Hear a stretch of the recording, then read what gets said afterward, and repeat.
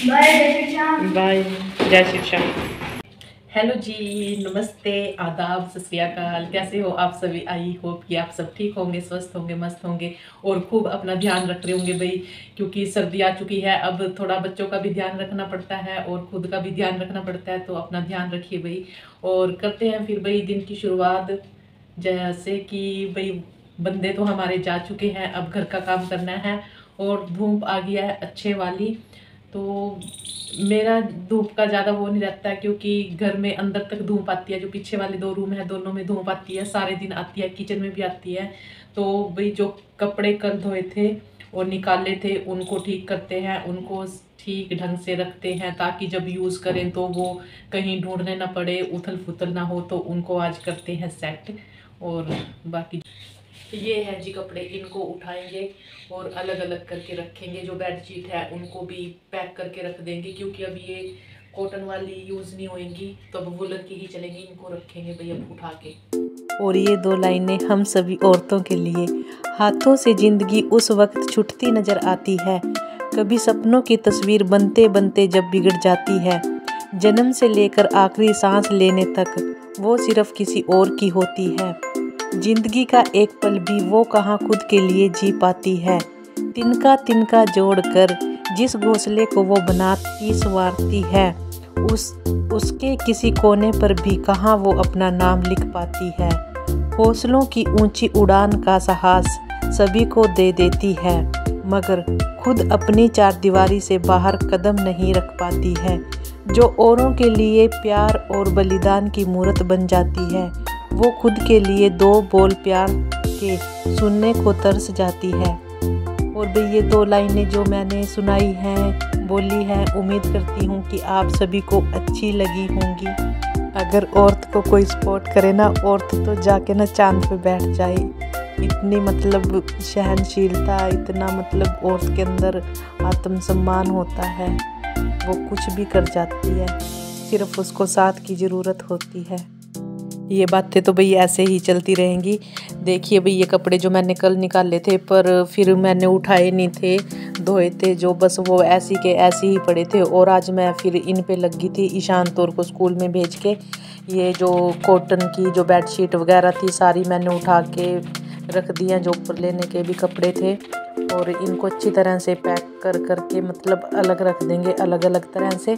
और जो ये बेकार और जो यूज़ के कपड़े नहीं हैं, छोटे हो चुके हैं, जो गिरने के हैं, उनको अलग निकाल देंगे भाई। उनके मतलब कैंची से मैं काट के ना उनके टुकड़े करके रख लेंगे। फिर जब जैसे डस्टिंग की ज़रूरत पड़ती है तो उसमें से आराम से मिल जाता है भाई। अगर काट के रखते हैं ना ठीक ढंग से, तो फिर डस्टिंग करते हुए ये नहीं देखना पड़ता कि हमें कपड़ा कहाँ से लेना है, क्या करना है। कपड़ा उठाया और डस्टिंग पे लग गए। और मैं ऐसे ही करती हूँ, काट के रख देती हूँ जो बेकार कपड़े होते हैं ना। या फिर हमारे यहाँ गुरुद्वारे वाले आते हैं, जो अच्छे कपड़े होते हैं, ठीक होते हैं ना, तो वो उनको दे देती हूँ, जो मतलब पहनने लायक होते हैं ईशान के जैसे। और अपने भी मैं गुरुद्वारे वालों को दे देती हूँ, ईशान के पापा के कमीज पैंट वगैरह सब। यहाँ आते हैं, महीने में आते हैं मेरे ख्याल से, पता नहीं 2 महीने में, पर आते हैं गुरुद्वारे वाले, उनको कपड़े दे देते हैं हम अपने पुराने।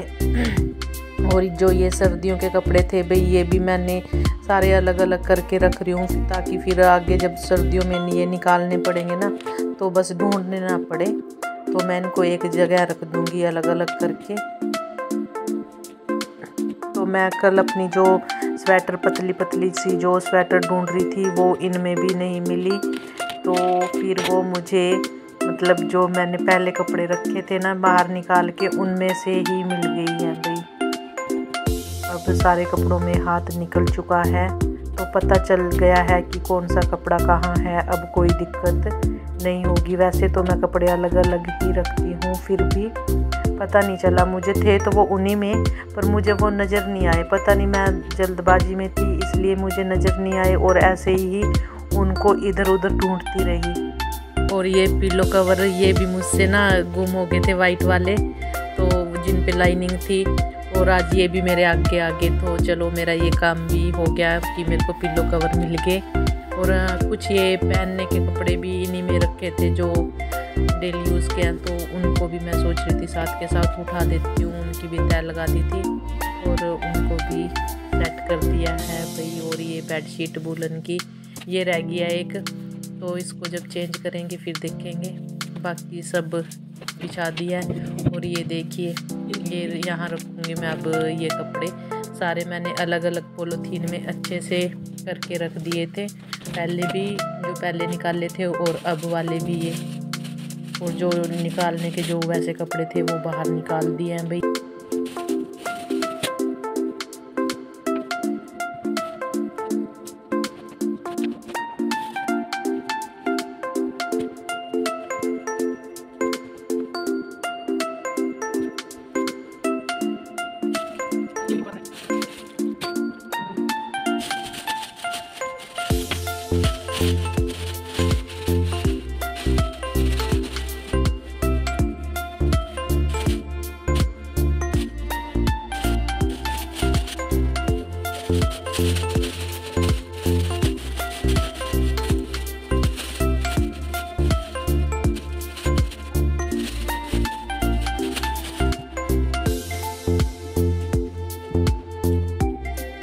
लो जी हो गए सारे कपड़े सेट, विंटर क्लॉथ। तो भाई मैं ऐसे ही रखती हूँ अलग अलग पॉलीथीन में करके, ऐसे फिर आसानी रहती है। और मेरा ये काम निपट चुका था। अब मैं ये बेड शीट वगैरह लगाऊंगी और झाड़ू वगैरह नहीं किया था अभी, तो अभी होगा मेरा झाड़ू वगैरह भी अभी निकालूंगी। पहले बेड शीट लगा देते हैं भाई और फिर देखते हैं अगला काम मिशन क्या होगा। तो ये चल रही है अभी। एक तो बेड शीट अकेले बिछाओ ना, कभी इधर कभी उधर, तो मेरे को ये भी बहुत भारी मुश्किल काम लगता है बेड शीट बिछाने वाला। तो देखिए बेड शीट हमारी बिछ चुकी है। तो ये थोड़ा सा बेड पे मैं कपड़ा लगा रही थी, जो थोड़ी मिट्टी वगैरह गिर जाती है, पर अब अंदर धूल नहीं आ रही है भाई। वो कर्टन वगैरह किचन में भी लगाए थे ना, वहाँ से बहुत मिट्टी आ रही थी, अब ठीक है।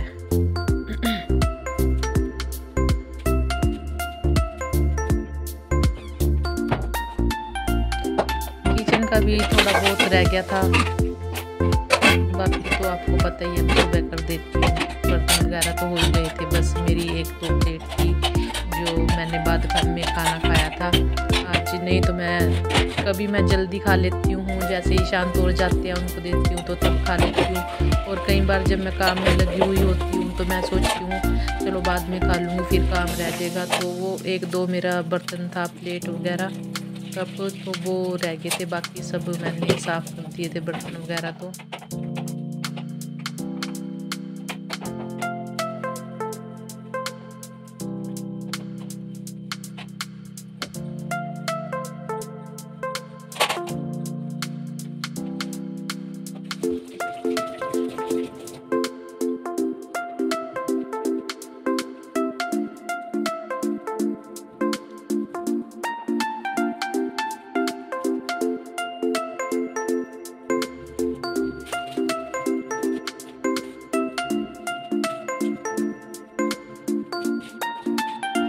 चलो जी व्लॉग का करते हैं एंड, और फिर मिलेंगे आपको कल नई उम्मीद, नई हौसले और उमंग के साथ। तो कल तक अपना रखना सब ख्याल, बाय।